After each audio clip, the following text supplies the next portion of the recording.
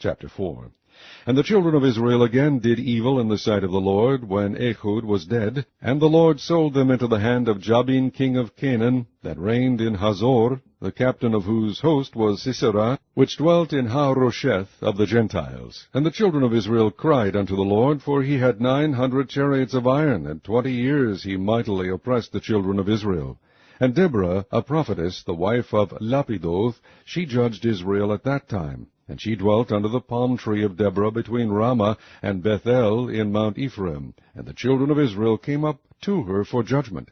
And she sent and called Barak the son of Abinoam out of Kadesh Naphtali, and said unto him, Hath not the Lord God of Israel commanded, saying, Go and draw toward Mount Tabor, and take with thee 10,000 men of the children of Naphtali, and of the children of Zebulun? And I will draw unto thee to the river Kishon Sisera, the captain of Jabin's army, with his chariots and his multitude, and I will deliver him into thine hand. And Barak said unto her, If thou wilt go with me, then I will go, but if thou wilt not go with me, then I will not go. And she said, I will surely go with thee, notwithstanding the journey that thou takest shall not be for thine honor, for the Lord shall sell Sisera into the hand of a woman. And Deborah arose and went with Barak to Kadesh.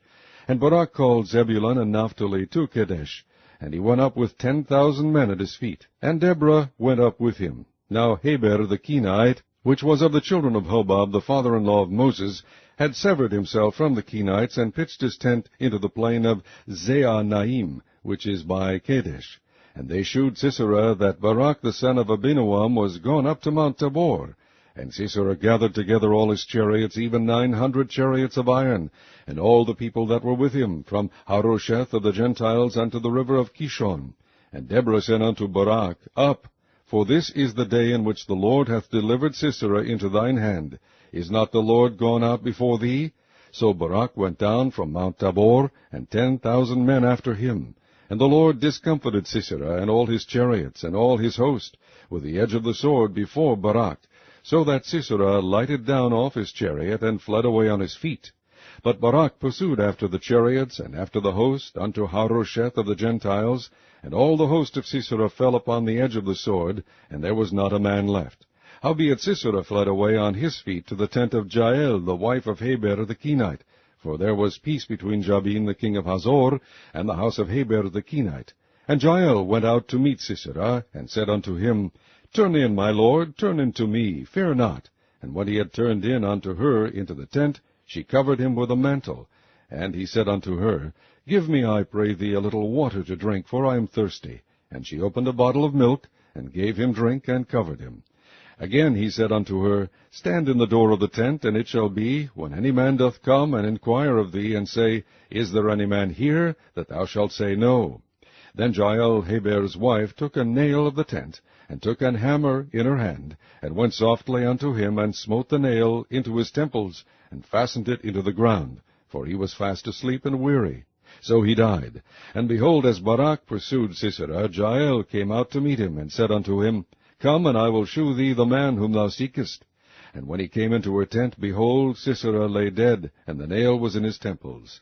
So God subdued on that day Jabin the king of Canaan before the children of Israel, and the hand of the children of Israel prospered and prevailed against Jabin the king of Canaan, until they had destroyed Jabin king of Canaan. Chapter 5. Then sang Deborah and Barak the son of Abinoam on that day, saying, Praise ye the Lord for the avenging of Israel, when the people willingly offered themselves. Hear, O ye kings, give ear, O ye princes. I, even I, will sing unto the Lord. I will sing praise to the Lord God of Israel.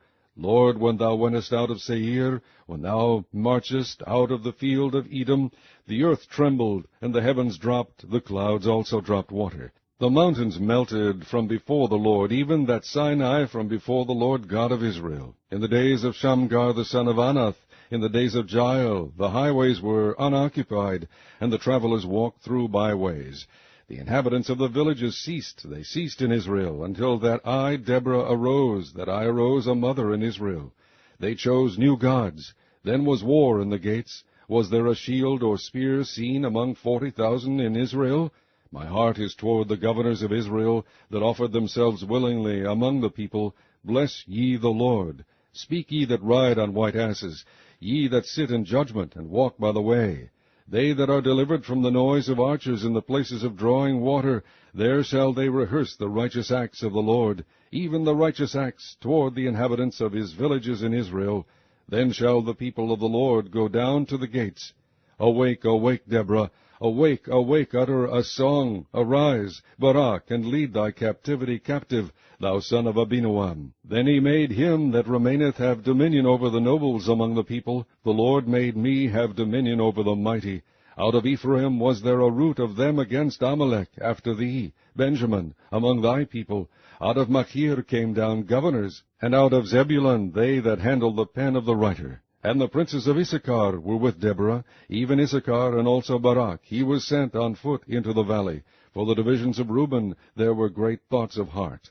Why abodest thou among the sheepfolds to hear the bleatings of the flocks? For the divisions of Reuben there were great searchings of heart. Gilead abode beyond Jordan, and why did Dan remain in ships? Asher continued on the seashore, and abode in his breaches. Zebulun and Naphtali were a people that jeoparded their lives unto the death in the high places of the field.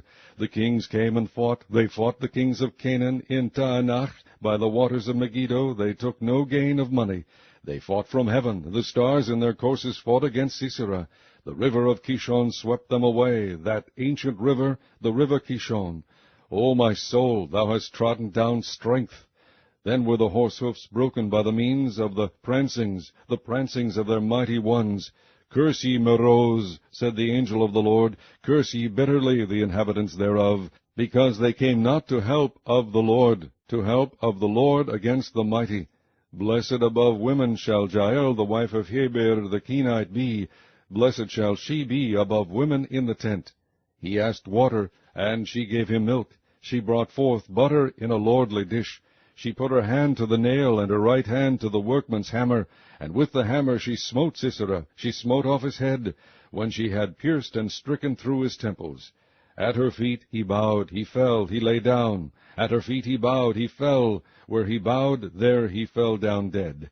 The mother of Sisera looked out at a window, and cried through the lattice, Why is his chariot so long in coming? Why tarry the wheels of his chariots? Her wise ladies answered her. Yea, she returned answer to herself. Have they not sped? Have they not divided the prey, to every man a damsel or two? To Sisera a prey of divers colors, a prey of divers colors of needlework on both sides, meat for the necks of them that take the spoil. So let all thine enemies perish, O Lord, but let them that love him be as the sun when he goeth forth in his might. And the land had rest 40 years. Chapter 6. And the children of Israel did evil in the sight of the Lord, and the Lord delivered them into the hand of Midian 7 years. And the hand of Midian prevailed against Israel, and because of the Midianites the children of Israel made them the dens, which are in the mountains, and caves, and strongholds. And so it was, when Israel had sown, that the Midianites came up, and the Amalekites, and the children of the east, even they came up against them. And they encamped against them, and destroyed the increase of the earth, till thou come unto Gaza, and left no sustenance for Israel, neither sheep, nor ox, nor ass. For they came up with their cattle in their tents, and they came as grasshoppers for multitude, for both they and their camels were without number, and they entered into the land to destroy it. And Israel was greatly impoverished because of the Midianites, and the children of Israel cried unto the Lord. And it came to pass, when the children of Israel cried unto the Lord because of the Midianites, that the Lord sent a prophet unto the children of Israel, which said unto them, Thus saith the Lord God of Israel, I brought you up from Egypt, and brought you forth out of the house of bondage, and I delivered you out of the hand of the Egyptians, and out of the hand of all that oppressed you, and drave them out from before you, and gave you their land. And I said unto you, I am the Lord your God. Fear not the gods of the Amorites, in whose land ye dwell, but ye have not obeyed my voice. And there came an angel of the Lord, and sat under an oak which was in Ophrah, that pertained unto Joash the Abiezrite, and his son Gideon threshed wheat by the winepress to hide it from the Midianites. And the angel of the Lord appeared unto him, and said unto him, The Lord is with thee, thou mighty man of valor.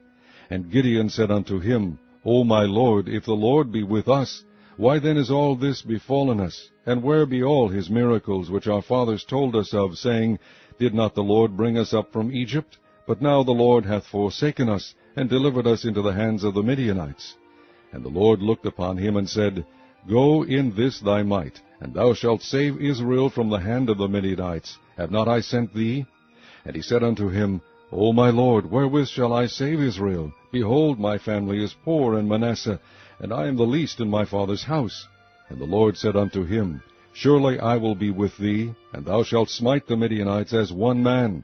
And he said unto him, If now I have found grace in thy sight, then shew me a sign that thou talkest with me. Depart not hence, I pray thee, until I come unto thee, and bring forth my present, and set it before thee.